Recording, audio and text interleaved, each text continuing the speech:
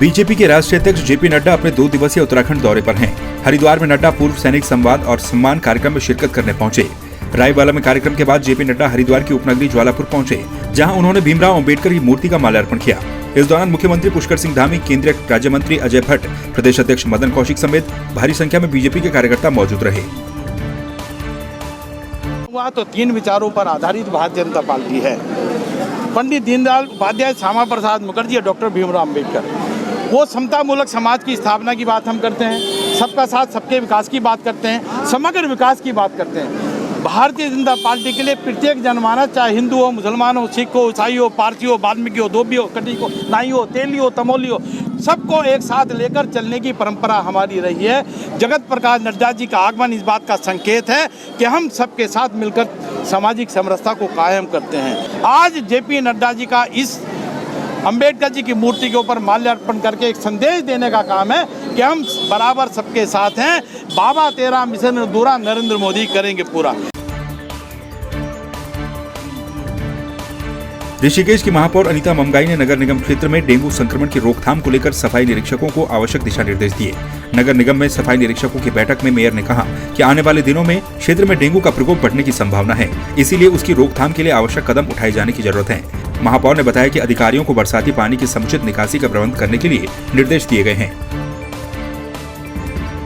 बरसात को देखते हुए जिस प्रकार से कि 1 महीने ये डेंगू की बीमारी का बहुत ऐसा समय रहता है कि इस मानसून में डेंगू का जो मच्छर होता है वो लार्वा उसको वो ज़्यादा पनपता है। तो इसमें मैंने आज अपने सैनिटरी इंस्पेक्टर्स की और जितने भी हमारे हवलदार हैं सभी की एक बैठक बुलाई और उस बैठक में सभी को सख्ती से निर्देशित करा कि किसी भी प्रकार से हमको अपने शहर को डेंगू से बचाना है। उसमें हमको जनता का भी सहयोग चाहिए होगा। जनता का सहयोग ऐसे चाहिए कि वो अपने घरों में किसी भी प्रकार से पानी इकट्ठा ना होने दें, चाहे वो छतों में, गमलों में हो, कूलर में हो, उसके गाड़ी के टायर, ट्यूब टायर पड़े रहते हैं, या गमलों में जो पानी जमा रहता है, क्यारों में पानी जमा रहता है, वहाँ पे अगर उनको लगता है कि यहाँ पे कुछ लार्वा या कुछ कीटाणु जमा हो रहे हैं तो तुरंत हमारा हेल्पलाइन है। हेल्पलाइन हमारी 24 घंटे नगर निगम में कंट्रोल रूम में खुली रहती है, उसमें वो संपर्क कर सकते हैं। उत्तराखंड क्रांति दल के संरक्षक और पूर्व अध्यक्ष त्रिवेंद्र सिंह पंवार ने देहरादून में प्रेस कॉन्फ्रेंस करते हुए बताया कि उत्तराखंड विधानसभा के मानसून सत्र के पहले दिन उत्तराखंड क्रांति दल विधानसभा का घेराव करेगा। उन्होंने कहा कि बीजेपी अपने ही संगठनों के चक्र में सरकार को घुमाकर राज्य का अहित कर रही है। जो हमारा 23 तारीख को विधानसभा घेराव का जो कार्यक्रम है वो तमाम मुद्दों को लेकर के, भू कानून को लेकर के, मूल निवास को लेकर के और परिश्रम को लेकर, जो परिश्रम 26 में होने वाला है उसको लेकर के, बेरोजगारी को लेकर के, महंगाई को लेकर के, तमाम मुद्दों को लेकर के हमारा 23 तारीख को विधानसभा का पहला जो सत्र है मानसून सत्र, उसमें घेराव किया जाएगा। और इस समय जो पूरे उत्तराखंड की जनता ही, पूरे देश की जनता जो है महंगाई से त्रस्त है। आज जो है 26% जो है महंगाई बढ़ चुकी है और 2014 में जो है 410 रुपये जो है गैस सिलेंडर था, अब इन 7 सालों में जो है 1000 रुपये गैस सिलेंडर हो गया। सीधे जो गरीब तबका है वो प्रभावित हुआ है। बेरीनाग में आशा कार्यकर्तियों का 12 सूत्रीय मांगों को लेकर चल रहा आंदोलन 20 दिन से जारी है। इस दौरान आशा कार्यकर्तियों ने सीएचसी बेरीनाग से तहसील कार्यालय तक जुलूस निकालकर सरकार के खिलाफ जमकर नारेबाजी की और प्रदर्शन किया। उन्होंने कहा कि अगर शीघ्र ही उनकी मांगे पूरी नहीं होती तो आंदोलन को उग्र किया जाएगा। पिछले 2 सप्ताह से आशा कार्यकर्तियां यहाँ पर हड़ताल पे है। सरकार इनकी सुध नहीं ले रही है। कोरोना काल में इनके द्वारा विशेष सराहनीय कार्य किए गए, अपनी जान हथेली में रखकर इन लोगों ने काम किए हैं। आज इनको 2000 मानदेय में काम कराया जा रहा है। आज एक श्रमिक भी 500 रुपया रोज़, 15,000 रुपया महीना ले रहा है, लेकिन इनको 2000 रुपये महीने में काम कराया जा रहा है। ये इनके साथ बहुत बड़ा अन्याय है। इनको सरकार को शीघ्र ही इनको कम से कम 20,000 रुपये मानदेय इनको दिया जाए। महंगाई के विरोध में कांग्रेसी कार्यकर्ताओं ने बेरीनाग और थल में केंद्र सरकार का पुतला फूका। बेरीनाग में कांग्रेस अध्यक्ष हयात बफीला और थल में पूर्व दर्जा मंत्री खजान गुड्डू के नेतृत्व में कांग्रेसी कार्यकर्ताओं ने केंद्र सरकार का पुतला दहन किया और सरकार के खिलाफ जमकर नारेबाजी की। टिहरी में आशा कार्यकर्तियों का धरना 19 दिन के बाद भी जारी रहा। प्रतापनगर के प्रमुख प्रदीप चंद्र रमोला ने आशा कार्यकर्तियों को अपना समर्थन दिया और उनकी वेतन विसंगति और नियमितीकरण को लेकर सरकार से मांग की। कोरोना काल की महामारी के टाइम पे आप देख सकते हैं कि सबसे ज़्यादा अगर किसी ने गांव-गांव जाकर काम किया है तो ये हमारे आशा कार्यकर्ता बहनें हैं। और निश्चित तौर पर जो इनकी वेतन है वो मात्र 2000 के लगभग है, और जबकि निश्चित तौर पर जो इनकी मांग है वो बिल्कुल जायज़ है कि इनको 21,000 रुपये तक इनका वेतन होना चाहिए, और साथ में इनको नियमितीकरण भी किया जाना चाहिए। जिस तरह से इन्होंने कोरोना काल में जो है कार्य किया है, आप देख सकते हैं कि इन्होंने अपनी जान जोखिम में डालकर जो है अपनी जान की परवाह किए बिना जो है हमारी जान बचाने का जो कार्य किया है, इसके लिए इनको भी बहुत बहुत बधाई देते हैं और मैं इनको पूर्ण समर्थन देता हूँ। जोशीमठ में रक्षाबंधन के दिन भगवान वंशी नारायण की विशेष पूजा अर्चना की जाती है। आपको बता दें कि जोशीमठ विकासखंड में स्थित वंशी नारायण के कपाट खोलने के बाद रक्षाबंधन के दिन यहाँ विशेष पूजा अर्चना की जाती है। इस दिन गांव की महिलाएं भगवान कृष्ण को रक्षा सूत्र बांधती हैं। काशीपुर के आप नेता जहां एक और बड़े अवैध खनन के घोटाले के खिलाफ राजनीतिक लड़ाइयां लड़ रहे हैं, तो दूसरी ओर उन्हीं की पार्टी के अल्पसंख्यक प्रकोष्ठ के नेता यूनुस चौधरी अवैध खनन कर अपनी इमारत खड़ी कर रहे हैं। आरोप है कि यूनुस चौधरी पिछले कई दिनों से नदी से अवैध खनन कर रहे हैं और उप खनिज से अपना निजी कार्य करवा रहे हैं। जी, आपके माध्यम से ही हम लोग को पता चला था, मीडिया के माध्यम से, कि कहीं पे अवैध खनन चल रहा है और मिट्टी भी क्या कहते हैं कि निकाली जा रही है। तत्काल उधर टीम भी भेजी गई और जिन व्यक्ति द्वारा किया जा रहा था उनके द्वारा कोई भी परमिशन प्रशासन से नहीं ली गई थी। कम्प्लीटली वो अवैध खनन की श्रेणी में आ रहा है और उस पर हम लोग ने चालान की प्रक्रिया और पूरे ज़्यादा से ज़्यादा पेनाल्टी की प्रक्रिया हमने शुरू कर दी है। पटवारी की रिपोर्ट नहीं आई है, इसलिए ये नहीं बताया जा सकता कि कितने का पेनाल्टी उनके ऊपर लग रही है। वही नपाई की प्रक्रिया चल रही है। जैसे ही पटवारी की रिपोर्ट आ जाएगी तुरंत उनके ऊपर पेनाल्टी कर दी जाएगी। काशीपुर में कांग्रेस ने महंगाई के खिलाफ जोरदार प्रदर्शन करते हुए बीजेपी सरकार का पुतला दहन किया और सरकार के खिलाफ जमकर नारेबाजी की। कांग्रेस नेताओं ने कहा कि डबल इंजन के सपने दिखाकर केंद्र और प्रदेश की सरकार ने जनता के साथ छलावा किया है। ये सच है कि कांग्रेस समय समय पर धरना प्रदर्शन करती है और पुतले फूंकती है, विरोध प्रदर्शन करती है, लेकिन ये गूंगी बहरी सरकार अब तो ये अंधी भी हो गई है। इसको न किसी का दुख दिखाई दे रहा है, न किसी की परेशानी दिखाई दे रही है, और लगातार गैस पे दाम बढ़ाने, दालों पे दाम बढ़ाने, सब्जियों पे दाम बढ़ाने और पेट्रोल और डीजल के दाम बढ़ाने। उस पेट्रोल और डीजल के दाम बढ़ाने से सभी चीज़ें अफेक्ट करती हैं और इसीलिए ये महंगाई बढ़ती चली जा रही है। पूरे देश और पूरे प्रदेश आज महंगाई की मार झेल रहा है। आम आदमियों का जीना दूभर हो चुका है। रसोई गैस के दाम जो कांग्रेस की सरकार के अंदर 400 और 450 रुपये के करीब थे, आज वो लगभग 1000 रुपये पहुँच चुके हैं। डीजल के दाम, पेट्रोल के दाम, सरसों के तेल के दाम व समस्त ज़रूरत की चीज़ें आज देश और प्रदेश में बेतहाशा मंदी के दौर पर हैं।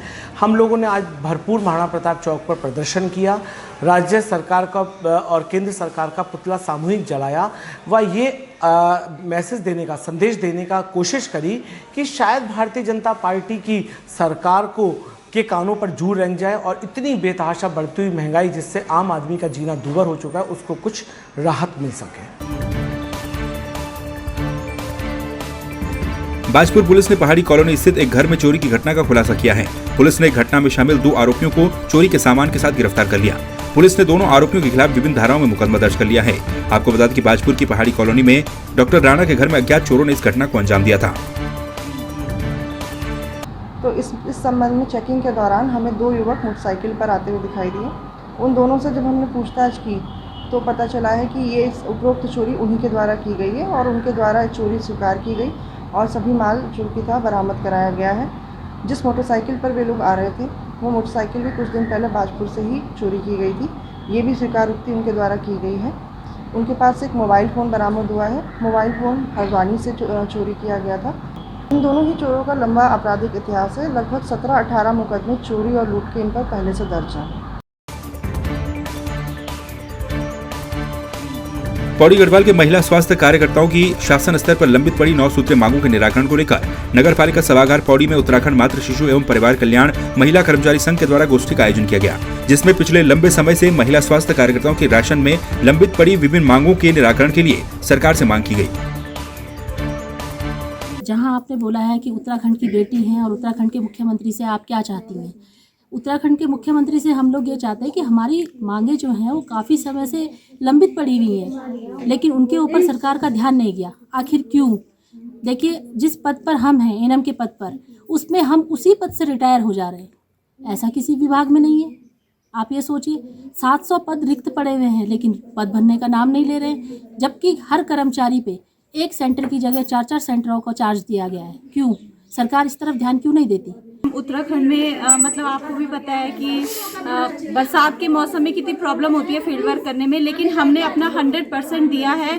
और आजकल हमारे ऊपर ये जो कोविड वैक्सीनेशन का है बहुत ज़्यादा भार आ गया है, लेकिन हम फिर भी अपना 100% दे रहे हैं। तो हम सर से भी यही चाहते हैं कि सर, हम 4-4 सब सेंटर संभाल रहे हैं, किसी के पास 4 सब सेंटर का चार्ज है, किसी के पास 3, किसी के पास 2, लेकिन फिर भी हम अपना कोविड वैक्सीनेशन में भी पूरा सहयोग दे रहे हैं। तो हमारी भी सरकार से यही मांग है कि पहले तो जो मेरी जो सीनियर दीदी हैं उन्होंने बताया कि एक ग्रेड पे का, एक जो हमारा प्रमोशन का है, ये हमारी मांगें पूरी की जाएं। रक्षाबंधन का पर्व जो आने वाला है, हमें अगर वो कुछ देना चाहते हैं तो हम लोगों का सबसे पहले यही है कि जो ग्रेड पे 2800 से 2000 हुआ है, कम से कम उसे 2000 से 2800 कर दें। यही हमारे लिए सबसे बड़ी भेंट होगी। और दूसरी बात जो हम लोगों का ये है प्रमोशन का, कि हम लोग एनएम के पद से रिटायर हो जाते हैं, वो ना हो।